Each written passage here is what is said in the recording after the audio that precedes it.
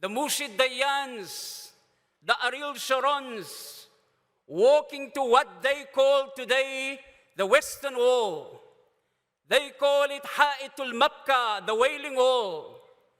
And for us, we repeat every time that we take this platform, لَيْسَ هُنَاكَ حَائِطُ الْمَكَّةِ. There is no Wailing Wall. إِنَّهَا حَائِطُ الْبُرَاقِ.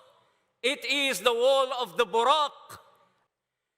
It is only in 1967 that the Zionists claimed legitimacy of Ha'itul Buraq.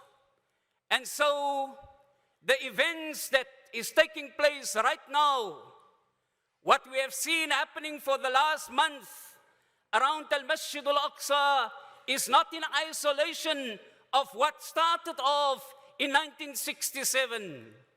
And so painfully, we have to remind you today that in 1967, already we lost an integral part of Al-Masjid Al-Aqsa Al-Mubarak. In 1967, we lost the Ha'itul Buraq. That is in spite of the fact that in 1929, the Palestinian people started Thawratul Buraq, the revolution of the Buraq wall, to safeguard this very integral part of Al-Masjid Al-Aqsa Al-Mubarak. Even today, many Muslims are confused. Many Muslims compromise on an integral part of Al-Masjid Al-Aqsa. Many Muslims even today believe that the Jewish community have a right at the Wailing Wall. Some of us believe it is a good interfaith exercise. There's nothing interfaith about the Ha'itul Buraq. Every portion of that masjid, every portion of the compound of Al-Masjid Al-Aqsa, Haqqun lil-Muslimin, is the haqq of the Muslimin. And so in 1967, and therefore 2017, Masjid Al-Aqsa experienced 50 years of occupation.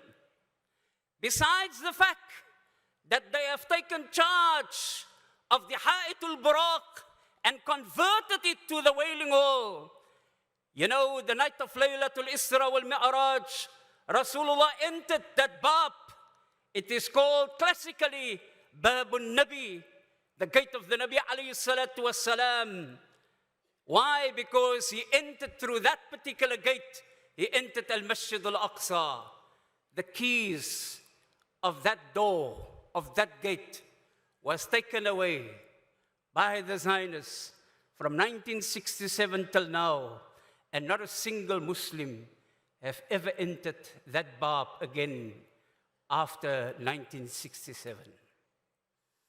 If you look at the expansionist plan or the divisionist plan of the Zionists, you will actually see it is from this particular point that they intensify the excavations almost immediately the year after that.